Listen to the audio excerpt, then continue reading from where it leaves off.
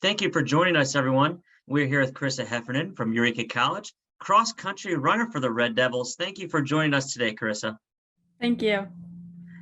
First of all, I want to talk to you about your last week's performance at Bradley, finishing 22nd individually. That was the best finish by a Red Devil runner since the program relaunched a couple of years ago. Can you talk about that moment crossing the finish line? So I'm from Central Illinois, and so I've ridden Detweiler multiple times. And going into Bradley, the race, I had like big hopes because it's the first time I ran this course for over a year.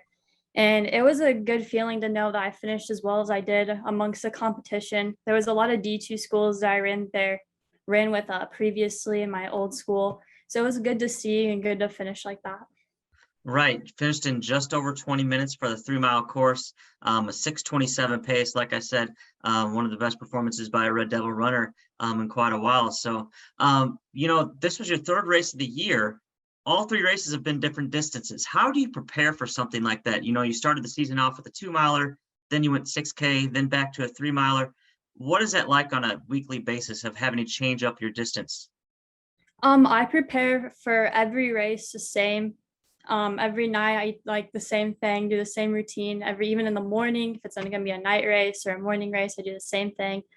It's definitely difficult trying to adjust from going from a 2-mile to a 6K to a 5K or a 3-mile race. It definitely felt shorter after running the 6K, which was nice and fun. But yeah, I keep everything I do this very similar. I'm very superstitious about what I do, which I get a lot of comments about that. Everyone finds it pretty funny, and yeah. Well, you brought it up, so I've got to ask you, what are some of the superstitions you get, or is that part of your superstition you can't talk about it? So I do an ice bath before every race, every night before a race. I eat the same meal. I always have to have pasta, bread, and I always have a chocolate chip cookie. I have to drink like the same amount of water every night, and it's weird stuff, but I swear it works. All right, you mentioned ice bath. Now, ice bath might be a little easier, in September or so, but come championship season, when it's late October, you still going to do that ice bath? Oh, definitely. You mentioned, about running the course last week at Bradley with some larger schools, some D2 schools. One of those D2 schools is Lewis University, where you previously attended.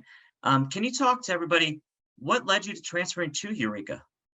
Well, so one of my main things was I was in the recruiting process during COVID. And so I really didn't get to do a lot of the school visits. So when I got to Lewis, I enjoyed it very much, but it just wasn't the right fit for me academically and athletically. And so I decided to transfer after my regular season for cross country. I went online, and then I decided that Eureka College would be a really good fit for me. And I talked to Coach Robinson about it. And it was from there on, I was at Eureka. That's an interesting point that maybe not a lot of people think about. Everyone obviously knows about COVID shutdowns and stuff, but you didn't really get to go on those campus visits. That's kind of unique. I'm sure that was kind of a tough time. Can you take us through that whole process? How did you choose colleges without being able to go on campus? It was a lot of Zoom calls with coaches, a lot of Zoom calls with the girls. I was able to go on 2 tours before COVID really started to shut everything down. And then when I was able to do my official tours at most of my schools, it was very limited. I couldn't meet with the athletes. I could only meet with coaches to just keep everyone safe. But it was definitely a difficult process, but I'm glad how everything went down where I am at now. Yeah, and you mentioned, talking to Coach Robinson, talking a little bit, checking out Eureka College. What is it about Eureka College that kind of sealed the deal? Why did you choose to go there? It was the small town feel. I'm from a small town. It's only about 25 minutes away from where I live. I really connected with Coach Robinson. I connected with a lot of the athletes, and it was just a good fit for me. Speaking of Coach Robinson, I've known him a little bit, working with him. Seems like a great guy. Can you tell everybody about Coach Robinson, about this program as it's continuing to grow and continuing to build?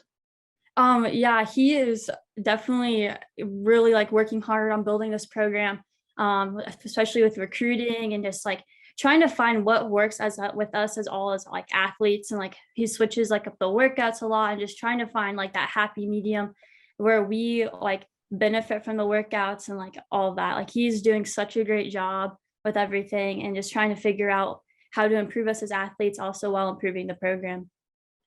Does it kind of give you a sense of pride knowing that you're part of a program that is so new? You're able to kind of set the marks along the way. Yeah, it definitely is. I'm very happy with what we've done so far, even though I've only been here for almost a year. It definitely feels good to know that I'm setting like a bunch of like marks that will be very important to this program 10 to 15 years down the road. Right. My final question for you, Karissa.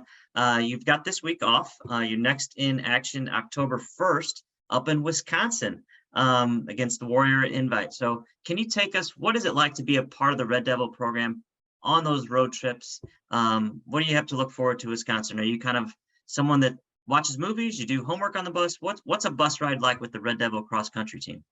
I would say if we leave really early in the morning, it's very quiet for probably the first hour or so. We're always listening to music. We're always like just laughing around, joking around with each other. And I would say probably the last half an hour is when things kind of get serious. We start talking about the race preparation and all that. And it's definitely, it goes from like being really fun to being like, oh, it's time to get serious. I'm sure. Well, Karissa, thank you again for joining us. Enjoy your weekend off, and we'll see you back in action in a couple weeks. All right, thank you.